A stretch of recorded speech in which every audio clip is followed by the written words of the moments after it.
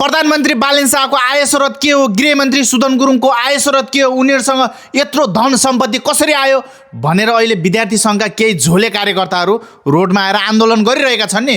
उनीहरूको लागि है यो मेरो भिडियो, सबैजनाले सेयर गरेर उनीहरू सामु पुर्याइदिनुहोस् त यो भिडियो। तिमी झोलेहरू के धन पैसा सम्पत्ति कमाउने बेला पार्टीको झोला बोकेर हिँड्ने, अनि अहिले उनीहरूको सम्पत्ति कसरी आयो, यत्रो कसरी भयो भनेर सोध्ने। तिमीहरूसँगैका अहिले अस्ट्रेलिया अमेरिका गएका साथीभाइहरू करोडौँमा पैसा छापिरहेका छन्, महिनामा उनीहरूको लाखौँ पैसा हुन्छ। अनि तिमी झोलेहरू नेपालमा बसेर एमालेको झोले, काङ्ग्रेसको झोले भएपछि अनि कसरी सम्पत्ति कमाइन्छ के? कि त ठुलै भ्रष्टाचार गर्नु पर्यो, तिमीहरूका पार्टीका बाउहरू दाईहरूले गरेको जसरी भ्रष्टाचार गर्नु पर्यो, कि त करोडौँ कमाउनुको लागि। तर तिमीहरू त झोले हो, साना साना झोलेहरू, ढुङ्गा हान्न, मुढा हान्न, पुलिससँग कुटाइ खाने तिमी झोलेहरूको कसरी कमाइ हुन्छ के?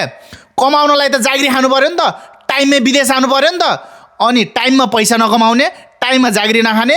अनि गृहमन्त्री सुदन गुरुङको सम्पत्ति कसरी भयो यत्रो, बालेन शाहको यत्रो सम्पत्ति कसरी भयो भनेर तिमी झोलेहरूले अहिले आय स्रोत खोजेर हुन्छ।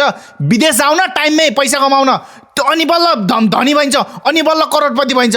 तिमी झोलेहरू पैसा र धन कमाउने बेला पार्टीको झोला बोकेर हिँड्ने, अनि कसरी करोडपति हुन्छ त मान्छे? तिमी झोलेहरू के अझै पनि आन्दोलन गर नेपालमा बसेर, होइन? जागिरी सागिरी खानु छैन, विदेश जानु छैन। तिमीहरूभन्दा पछाडिका विदेशमा गएर लाखौँ पैसा कमाइरहेका छन्, फेरि 5-7 वर्षपछि उनीहरू नेपाल फर्किन्छन्, उनीहरूसँग धन सम्पत्ति करोडौँको हुन्छ, अनि फेरि तिमीहरू रोडमा आएर फेरि आन्दोलन गर्ने के? यिनीहरूसँग यत्रो सम्पत्ति कसरी आयो, यत्रो धन सम्पत्ति कसरी भयो भनेर।